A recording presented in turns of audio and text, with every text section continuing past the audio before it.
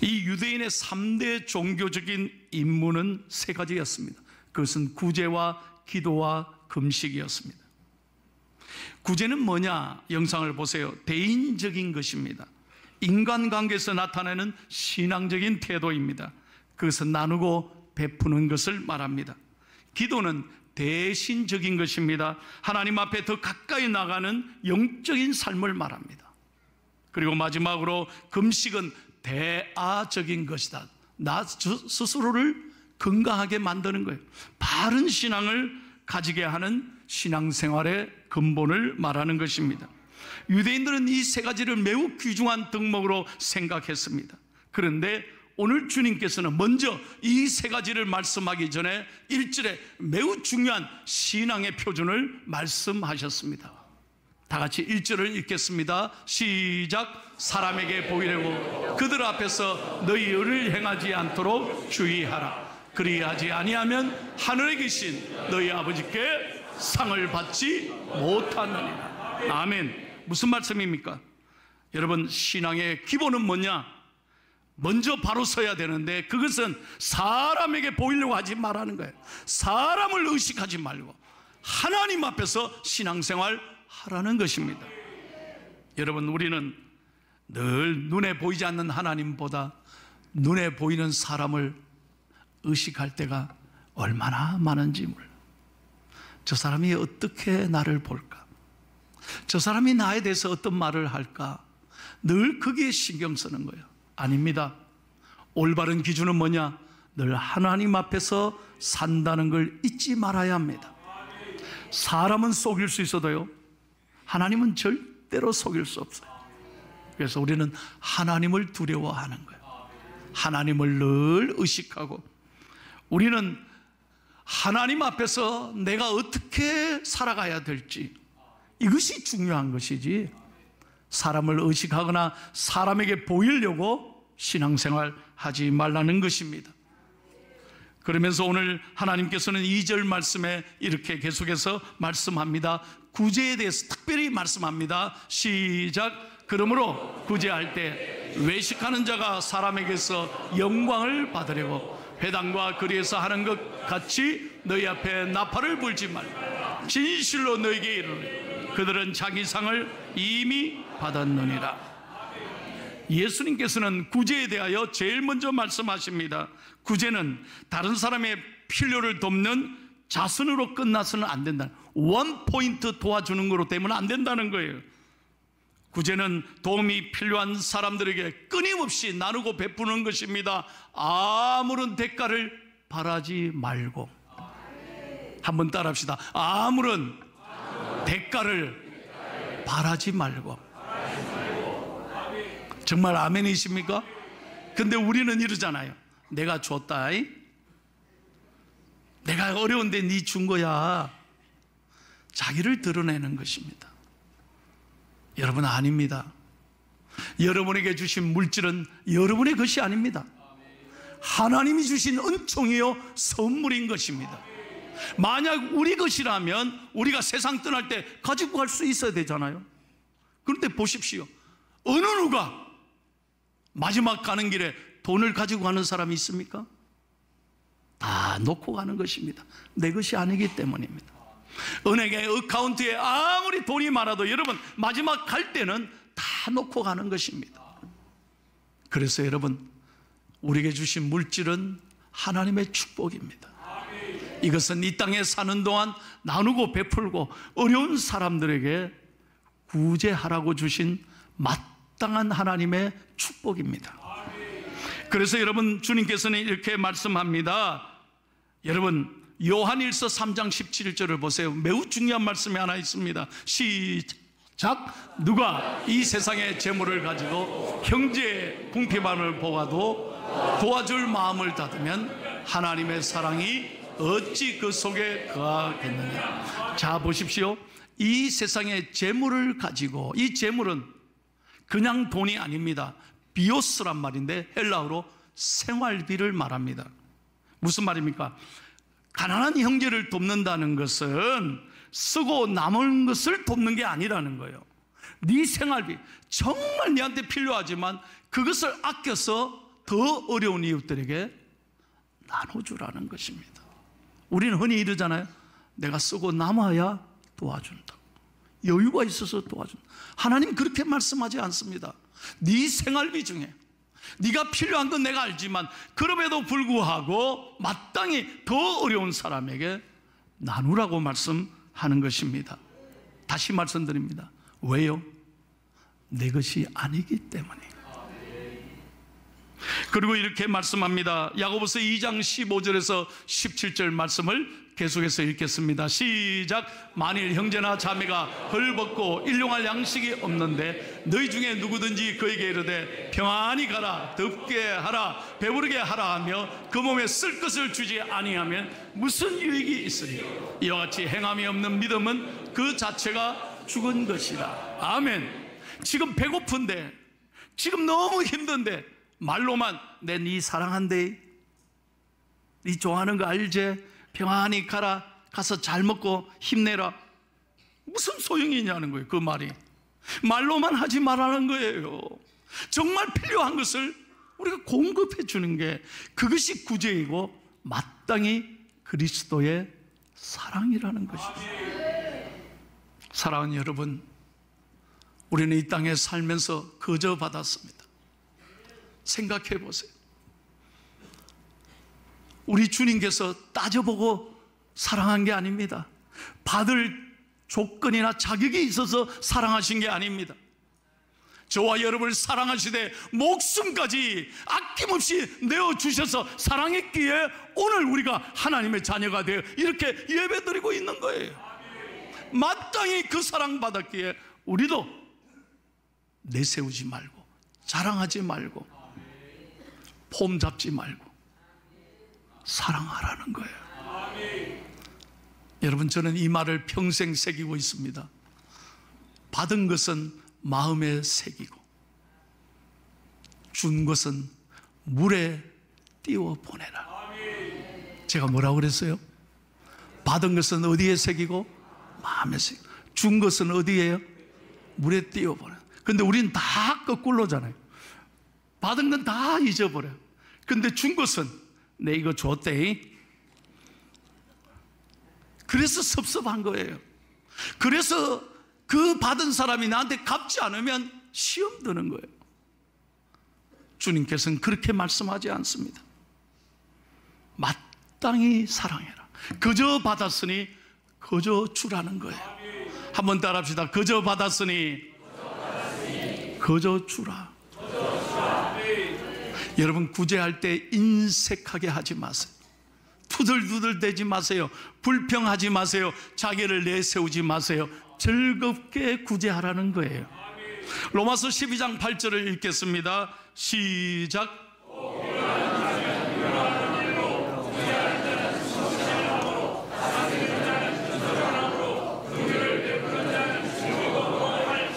예, 긍휼을 베푸는 자는 무엇으로 하라 그랬어요? 즐거움으로 해라. 기쁘게 하라는 거예요. 내가 나눌 수 있어서 얼마나 감사해요. 내가 누군가에게 빵 하나나 음식 하나 이걸 줄 수 있는 게 얼마나 축복이에요. 그래서 즐거움으로 하라는 거예요. 구제는 두 가지 형태가 있습니다. 하나는요, 소나기형 구제가 있고 또 하나는 이슬형 구제가 있습니다. 여러분, 소나기형 구제는 굉장히 충동적입니다. 즉흥적입니다. 꽉 소나기가 쏟아지잖아요. 이런 사람은 여러분 구제할 때 보면 소나기처럼 요란합니다. 막 떠벌립니다. 자랑합니다. 내 이거 한대. 그래서 다 언론에 나와야 되고요. 자기 알아줘야 되고요. 주보에도 나와야 되고요. 모든 어디 신문 방송이 자기 이름 안 나오면 그냥 섭섭해하는 거예요. 이게 소나기형 구제인 거예요. 그러나 여러분, 이슬형 구제는 그렇지 않아요. 밤사이에 잠든 때 언제 내렸는지 알 수 없지만 메마른 대절에 이슬이 촥촥이 내려지면 모든 동식물이 얼마나 생명 있게 잘 자라는지 몰라요. 조용하고 은밀하게 하는 구제입니다. 그리고 이런 구제는 끊임없이 이어지는 거예요. 여러분, 저는 17년 캘리포니아 로스앤젤레스 살았습니다. 제가 살 때는 1년에 비가 2번 아니면 3번 올 때가 많이 온 거예요. 그래서 우산이 필요 없었습니다. 비가 오면 비를 맞았습니다. 얼마나 비를 기다리는지 몰라. 그래서 나는 지금도 오늘 출근할 때도 우산을 안 쓰고 왔습니다. 나는 비를 너무 좋아하는 거예요. 왜? 17년 비가 안 내리는 곳에 살았습니다. 물론 요즘은 미국이 비가 많이 옵니다. 근데 놀라운 건 여러분, 그 캘리포니아 사막지대 아닙니까? 그렇게 메마른 땅인데 새벽에 가면 이슬이 내립니다. 새벽 기도 갈 때쯤에 그 메마른 대지에 이슬이 쫙 내리고 가정마다 밑에서 없던 어느새 모르는 이렇게 물이 파이프가 쫙 올라와서 피 돌아가. 그러면 잔디밭에 물이 쫙 깔리고 그 사이를 지나서 저는 교회를 가는 거예요. 아하, 이게 이슬이구나. 나도 모르게 내리는 이슬 같은 은혜. 이 은혜로 모든 자연이 동식물이 살아가는 것입니다. 사랑하는 여러분, 우리는 소나기형 구제, 적극적이고 그래서 이례적이고 자기를 드러내는 구제가 아니라 끊임없이 하나님의 사랑에 너무 감사해요. 주님 앞에 서는 그날까지 후회 없이 남김없이 아낌없이 베풀며 나누는 삶이 되기를 축복합니다. 여러분에게 이 부부를 소개하겠습니다. 여러분 혹시 아세요? 누군지? 아마 어르신들은 잘 모를지 몰라. 젊은이들은 알 거예요. 이 남자는 가수 션입니다. 손이 아니고 션입니다. 부인은 탤런트 정혜영 씨입니다. 제가 이분에 대한 그 기사를 스크랩하면서 굉장히 감동을 받았어요.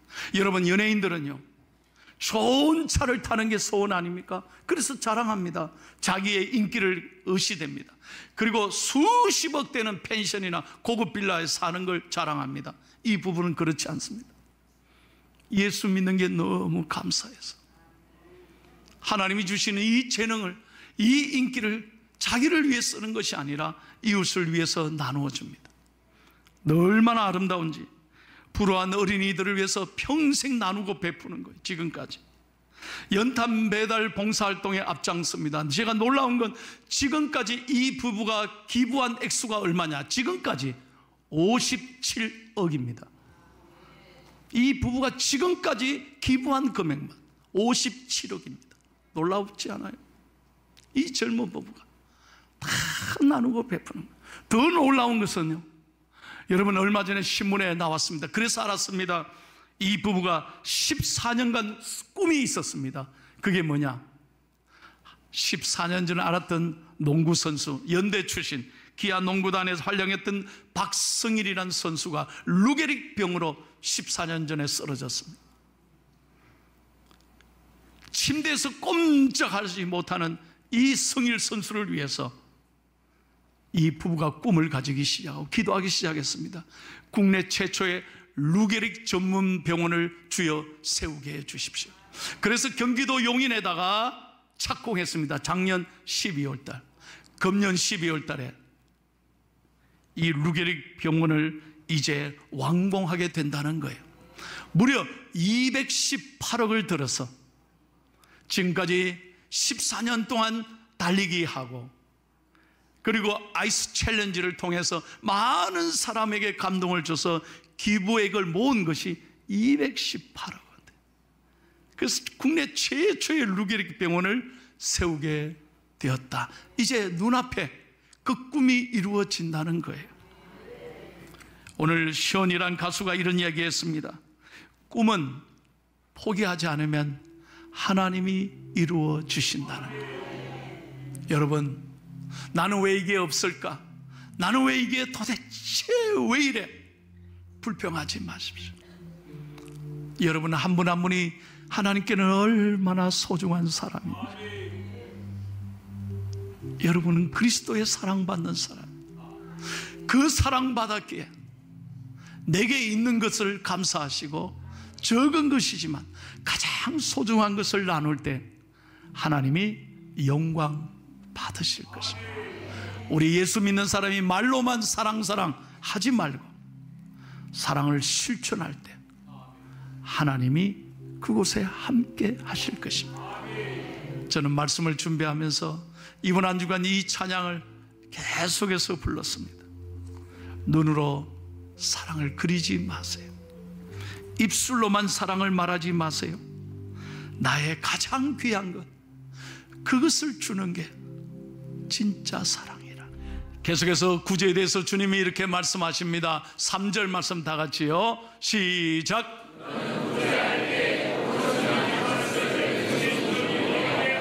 그렇습니다. 어떻게 자신이 모를 수 있습니까? 근데 주님이 말씀합니다. 자신도 모르게 하라. 절대 기억하지 마라. 줬으면 잊어버리라는 거예요. 왼손이 모르게 해라는 겁니다. 사랑하는 여러분, 우리 예수 믿는 사람은 자기를 드러내지 마십시다. 우리가 박수 받지 마십시다. 우리가 박수 받고 영광 받으면 하나님 나라에 가서 무슨 그렇게 상급이 있겠어요? 이 땅에 사는 동안 우리가 박수 받는다면 하나님이 기뻐하실까요? 세상 사람들은 이렇게 말합니다. 교회가 뭐 하냐고. 교회가 도대체 대사회적으로 무슨 봉사를 많이 하느냐, 그렇게 질문합니다. 아닙니다. 여러분, 제가 분명하게 말합니다. 작년에 대사회적으로 우리 개신교회가 한국에 쏟아붓고 구제한 돈이 전 액수의 70%에 해당됩니다. 여러분, 개신교회가 그만큼 전국에 있는 수많은 교회들이 나누고 베풀고 자선하고 구제하는 일에 힘쓰고 있습니다. 그런데 왜 자랑하지 않습니까? 왼손이 모르게 하라고 하셨기 때문에. 교회들이 자랑하지 않는 것입니다. 이걸 뭐 발표하지 않는 것입니다. 주님의 말씀을 실천하고 있는 것입니다. 교회는 드러내지 않습니다. 교회는 우리가 박수받지 않습니다. 그저 우리는 아낌없이 주되 우리 모두에게는 고백이 있습니다. 예, 하나님의 은혜입니다. 하나님이 하셨습니다. 한번 따라할까요? 하나님의 은혜입니다. 하나님이 하셨습니다. 우리가 줄 때 이런 마음으로 주는 거예요. 내 것이 아닙니다. 나를 기억하지 마세요. 하나님이 하셨습니다. 오늘 주님이 말씀하는 게 바로 이거라는 거예요. 마지막으로 주님께서 우리에게 참 놀라운 위로의 말씀을 하십니다. 그렇게 나누고 베풀면 주님이 잊어버릴까요? 아닙니다. 4절 말씀 다 같이 읽고 설교를 마치겠습니다. 시작.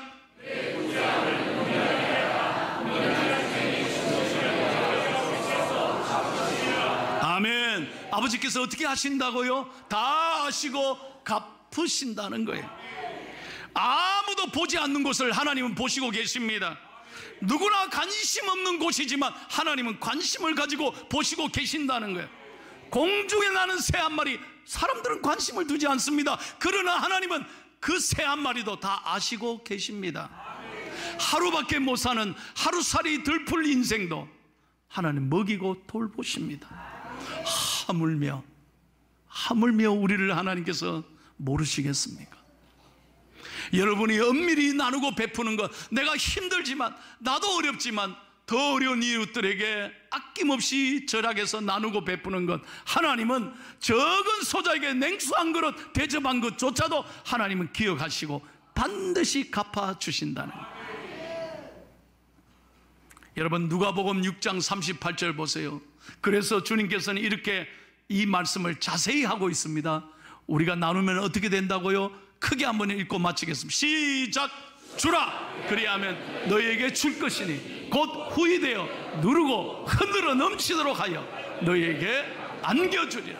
너희가 헤아리는 그 헤아림으로 너희도 헤아림을 도로 받을 것이니라. 아멘. 주라, 그리하면 너희에게 줄 것이라 그랬어요.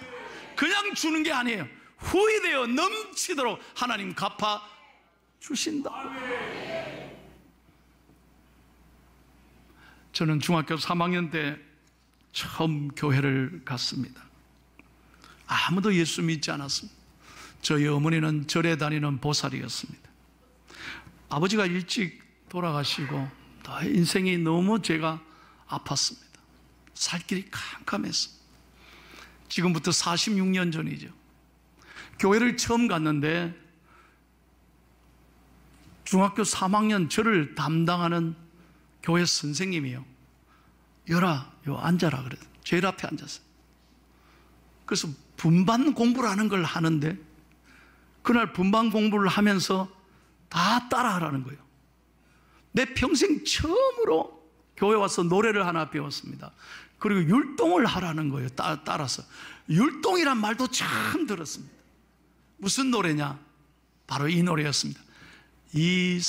이상하다 동전 한 입 움켜잡으면 없어지고 쓰고 빌려주면 풍성해져 땅 위에 가득 차네. 오, 사랑은 참으로 버리는 것. 처음으로 교회 와서 노래를 배웠습니다. 제가 50년 전에 배운 걸 지금도 압니다. 이상하다 동전 한 입 움켜잡으면 없어지고. 똑바로 좀 해라. 한 대 맞았습니다. 없어지고 쓰고 빌려주면 풍성해져 땅 위에 가득 차네. 오! 여러분, 46년 전에 배운 찬양을 지금도 제가 기억합니다. 그러면서 선생님이, 그때는 처녀였습니다. 지금은 목사님, 사모님이 되신 선생님이 저를 보고, 열아, 교회 잘 왔다. 네 꼭 주는 사람이 되래. 나 아무것도 없었습니다. 아버지 돌아가시고 너무 인생이 캄캄했는데 너 주는 사람이 되라. 이 말 한마디가 제 인생을 바꿨습니다. 오늘 제가 목사가 돼서 이 자리에 있는 거예요. 우리 모두 다 주님 앞에 설 것입니다. 대단히 죄송하지만 다 주님 앞에 설 거 아니에요. 언젠가는 다 서는 거예요. 그때 주님 앞에 부끄러워서 후회하면서 주님 앞에 어쩔 줄 몰라 하는 성도가 아니라 잘했다, 참 잘 살았다. 우리가 주님 앞에서 아버지 저 열심히 잘 살았지에, 저 이만하면 괜찮지에, 주님이 그때 우리를 안으시면서 참 고맙다, 사랑하는 내 아들아 딸아, 너에게 영광의 면류관을 씌워주리라. 이런 칭찬받고 사랑받고 하나님 앞에 상급받는 사랑의 사람이 다 될 수 있기를 축복합니다.